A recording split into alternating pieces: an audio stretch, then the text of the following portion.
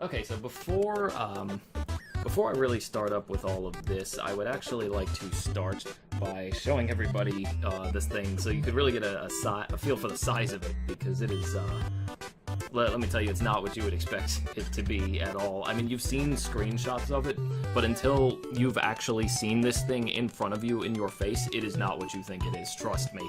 It is, I'm still shocked by it, even now, really. It's really something. So, this is what it looks like. This is the actual size of it here in front of me. It is teeny tiny, and this is the controller too. Now this actually fully resembles the original NES controller. If you put it next to an old one, you wouldn't even know the difference. It really is almost exactly the same, despite the shorter cord, which I have a big problem with, by the way. But I digress. Here, this is exactly what it looks like, a tiny miniature looking version of the system. Of course, you cannot fit any tiny cartridges in it, but then again, if you could, it's like we would be going back to the era of those, remember those song clip things? It'd be like that. It would just be weird. It would be a step backwards instead of forward, honestly. If you look at the back here, not too many plug options. We've got, if you look at that, this is the plugins here. So you've got your AC adapter plug-in, which I'm going to talk a little bit more about in a second, and then on the other side is the HDMI plug-in, which is really cool. It's just a really nice, simple, sleek setup there. So yeah, it's not very complicated, but here's the thing that's interesting to me, and I do think this needs to be mentioned, since Nintendo kept saying, oh, we have no plans to increase, the game selection or anything like that. Here's why I have a little hope of them being able to do that in the future someday, if they ever changed their minds, quote-unquote. This adapter here is actually a USB adapter with an AC adapter plug-in attached to it. I can't show it to you because the system's plugged in right now, and I would turn everything off, and I don't want to do that. But interesting point, though. So why did they do that? Why did they make it USB powered?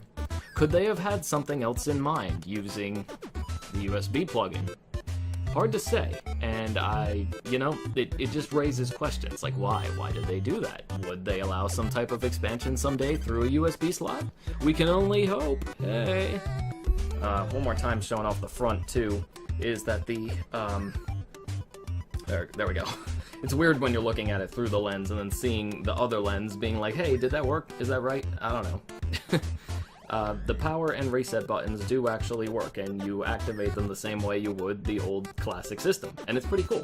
You press the power button to turn it on and off, and you hold down the reset button to start over the main menu, which I'm gonna pull back up in a second. This is also what I found out how you activate save states. So unlike the old system, you can actually save your games. That is cool. So now I'm gonna put this back. Yeah, one more time though, I do have to emphasize that the cord is way too short. This is why I pretty much have the system here right up in front of me, because it's not cool. The way that they did this is actually pretty embarrassingly bad, and it's a real shame because everything else about this setup is actually very nice. Okay, so here we've got the main menu. First, we'll go into the options here of what's available, because it's more than you would expect for something that is so simple and plug-and-play like this. You have these three visual options, with the 4x3 one automatically selected. So here's what each of these means. 4x3 is your standard full-frame shot, which is used to make the games look about as nice as you can try to make them look on a TV without stretching it out too much, because some displays will do that, especially if you're using the Nintendo Virtual Console for some of these. That's just how it's gonna work pretty much. On the right here is pixel perfect. What that means is that you get the game in its actual original frame that you would have had playing it on a standard TV. So it doesn't stretch anything out, it's just made to look exactly like it did on the original systems. I've heard that this may actually affect speedrunners in a way too, not in some big amount, but if you are one of those people who's trying to go in and beat specific times, you might want to pay attention to which version you're using on this visually, because it can affect performance, and it may or may not make your record as effective. Now this one over here, CRT filter, I'm gonna call this the hipster filter. It's basically just emulating the lines that you would get on an old standard definition TV to go for the full retro effect, or again, as I call it, the hipster effect. So what I'm gonna use here for now is the 4x3 model when I play these. There's also an options menu, though there's not really much to go by with it, you know. Screen burn-in reduction, cool. Auto shutdown, I guess if you're not touching it for a while, that'll just turn off automatically, that's cool. I don't even know what the demo one does, maybe we'll see as we go along with it. Languages that you can choose, which come up here. Actually a pretty good amount of languages. I'm legitimately impressed by how many you have. Legal notes and manuals. Yes, you can actually scan or go to that website there, and it will lead you to all of the original manuals, and you can download them too in PDF format from that exact website. Even though it is the Japanese Nintendo site, you can get them. It's cool. It's pretty cool stuff to get that in PDF format. Okay, so here is the games themselves that we have to choose from. They give them to us in a nice alphabetical order, and I'm not gonna lie, this is a nice selection of games that they have going here. It is by no means perfect. It is by no means definitive. Yes, I mean, see, they have Excitebike there. Who would include that? Just messing around. Yeah, an overall very nice list of games. So it's not hard to see, you know, why it was so well desired in the first place to get one. I don't blame people for wanting to rush out to get it. The only reason I got it was pure luck myself. I happened to be fiddling around the Best Buy website around the midnight of the eve of the release date, the night of, wondering when they were going to put it up, you know, because Amazon had announced a time that they were going to be putting it up, but they didn't actually say on any other sites when it would be going up. So I took a risk with Best Buy, and it ended up paying off around 1:30 or so that morning, because I always stay up too late. Don't do what I do, but in this case it worked. It became available for purchase then, and it worked out, you know. I was able to reserve myself one, and it finally came in today. So my purpose now for showing this is to really show off the features. I'm not putting this in to play and beat all of the games on it, because I'm not that good, frankly, but this is why it's here, you know? It's here so that I can try to do this with everybody and, you know, really hop into things. So, let's start with the only title that we could ever start with for something like this. The original Super Mario Brothers. Oh, God help me, I'm going to die.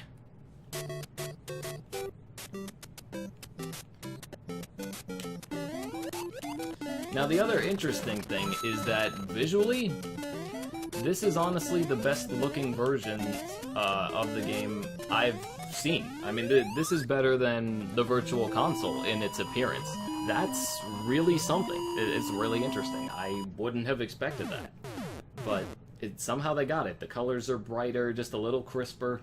It was clearly made for HD TVs, so then when you're thinking of plug and play, you know, you think of those cheap things that you see at Walgreens, no offense to Walgreens, and this is just slightly above it. It's not what you would expect at all. Okay, so to go back to the main menu, I have to hold down the reset button, and here we are, right back on the menu, and it will actually save your state if you want it to.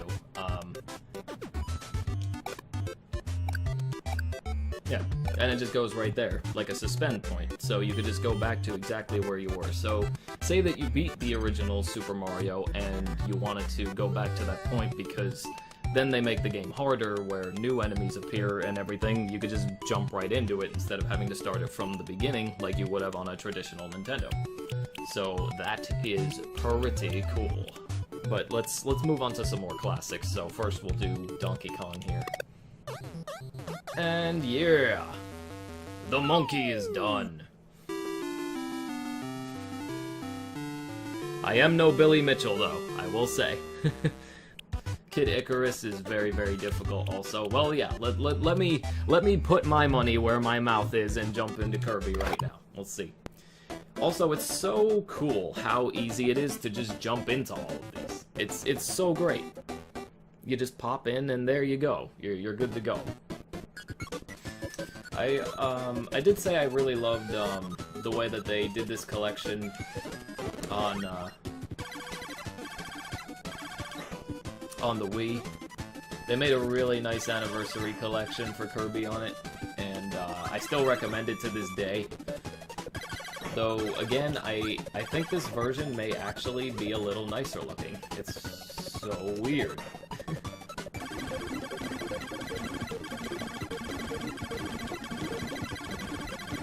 What's the matter, tree? Huh? Huh? You don't want to fight back? Huh? Huh? Somebody hitting you a lot? Huh? And that's the end of that. Now one of my personal favorite Nintendo franchises of all time right here is the original Metroid. This, another really, really involving game. Just like Castlevania. Huge amounts of maps and everything to explore. Honestly, this was more involved than just about any game of its type that I had played at the time. And you could shoot in just about all directions, at least as far as up, down, left, and right went, which was cool. You know, it wasn't just a matter of, oh, you have to shoot straight forward like you would in some other games of its type. So that was a welcome addition, too. Honestly, the ideas behind this game were so much more advanced and ahead of the things around it at the time that it still impresses me even now. Now, yeah, let's do a dungeon in Zelda, and then let's do some Mario 3, I think, and then we'll call it a night at that. How's that sound? Is that good? Of course it's good. Why would you even question this? Look at that nostalgia right there. Look at that freaking nostalgia. You know you want that. I know I want that in my life. Oh, beautiful. Early adventuring games. Magnifique. Beautiful. Absolutely beautiful.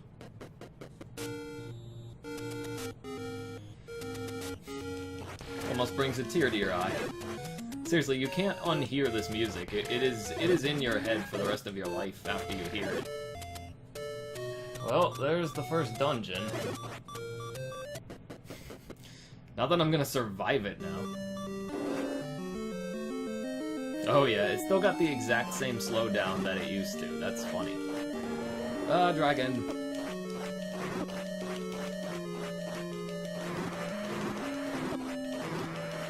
Yeah! Dragon is done! And let's pop a little Super Mario Bros. 3 into this and finish this this awesome stream off.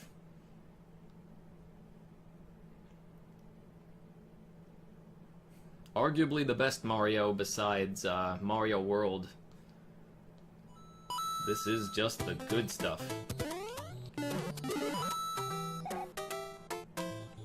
And the first change, you could actually walk backwards. It was like the future is now. Once again, who could argue with this classic music? It's so It's so iconic that you still hear it now in new Mario games. And make no mistake, while not as difficult as the classic Mario games, it is still plenty difficult, especially for people who aren't used to platformers like this. Oh, come on. Alright, so I hope going through as many of these as I absolutely positively could have, or can, has been helpful. Because this is still quite an interesting thing, even if it's technically nothing new that's been done before, but it is a steep improvement over, obviously, the plug-and-plays you'd see for Atari, Sega Genesis, and all of those. And I hope that this has helped show everybody some of the features, too, as well as the product itself and, you know, the good and bad things. Obviously, it's not perfect. The cord is super tiny as hell. Yeah, people can just illegally pirate these things way too easily and arguably make them look just as good, but as far as official products go, this is one of the best that the best setups that I've seen visually for these types of games. The audio is perfect. The different visual options are pretty cool, and it's just it's a neat, nifty little thing, whether you're a hipster or otherwise. Yeah, it's just, I think it's cool. It's a shame that Nintendo has underproduced them, again, like they have with the Amiibos and the other devices, but hopefully we'll start seeing more of them come through again by the holidays, right? So, until that time, yeah, I hope that this has been informative in showing you just what we really got here, and hopefully if you were looking to get one, this helps teach you more about it. Whether it swayed you one way or another, and hopefully, like I said, hopefully you'll just be able to get one again soon, and hopefully Nintendo will stop screwing around in that regard. So, in the meantime, thank you all again for coming and watching. It's been fun. It has been absolutely fun, and I will see you all again soon, okay? Take care.